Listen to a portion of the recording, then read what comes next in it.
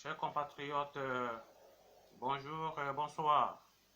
Vivre sans être informé n'est qu'un échappatoire des préventions conduisant à une surprise ou déception ou à une perte ou ignorance sans précédente. Aujourd'hui, nous allons parler des points ci-après. Définition de la politique étrangère, débit des consultations devant conduire la formation du gouvernement d'union nationale et le cessez-le-feu dans l'est de la République démocratique du Congo. À quoi consiste la politique étrangère? La politique étrangère est une démarche d'un État par rapport à ses relations avec le monde extérieur.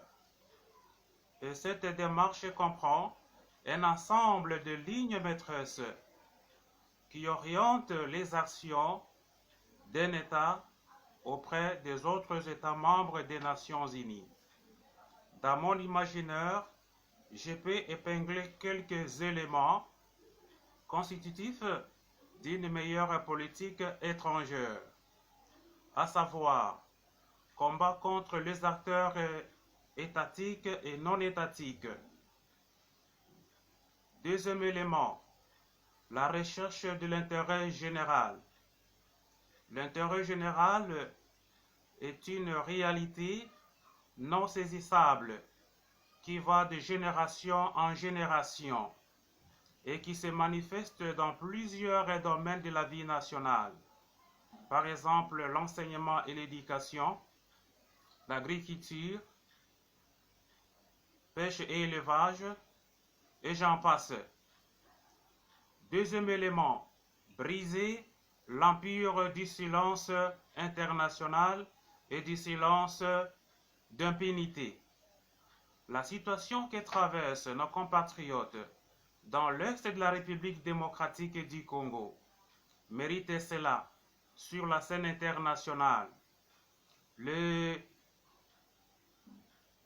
Ceux qui ont commis les crimes contre l'humanité, qui ont tué une affaire de 6 4 500 de compatriotes congolais, ce sont des criminels de guerre.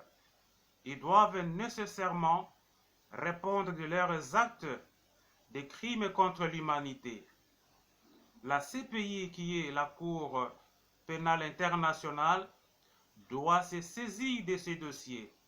Ces criminels de guerre ne doivent jamais circuler librement parce qu'ils ont endeuillé plusieurs familles congolaises. Et quatrième élément, faire rayonner la RDC sur la scène internationale en utilisant le facteur déterminant des politiques étrangères. Donc, la politique étrangère est un instrument par lequel un État tente de façonner son environnement politique international. Et nous avons l'environnement politique du système global, l'environnement politique des systèmes régionaux, par exemple l'Union africaine, l'Union européenne, la Ligue arabe et consorts, j'en passe, et l'environnement politique des systèmes sous-régionaux. Par rapport au débit des consultations, les traîtres vont se précipiter pour aller se faire consulter. Nous devons lutter contre la traîtrise en République démocratique du Congo. Cette fois-ci, il ne faut plus accorder la chance aux traîtres de faire partie du gouvernement à venir. Il faut également songer aux jeunes Congolais qui sont compétents, qui peuvent apporter un plus pour la construction de l'édifice national. Ainsi donc, nous voulons préciser que le président de la République et chef de l'État doit nécessairement se pencher à ces dossiers parce que nous en avons assez de voir le même visage, le même figure qui se répète toujours dans les différents gouvernements. Nous sommes un État indépendant et souverain et nous avons droit également à participer dans la construction de cette République en bénéficiant les nominations de la part de son Excellence, Monsieur le Président de la République, Félix Antoine Tshisekedi Tshilombo. La RDC n'est pas un butin de guerre. Nous devons combattre ces traîtres sur le plan interne comme sur le plan externe.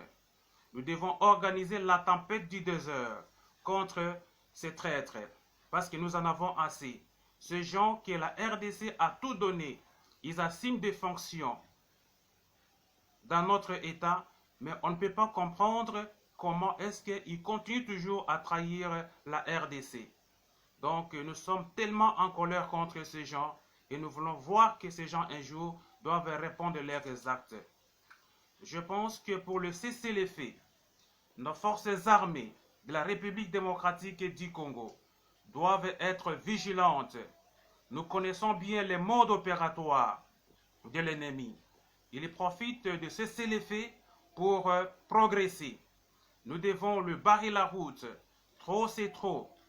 Et nous devons faire un effort pour que la guerre puisse retourner d'où elle est venue.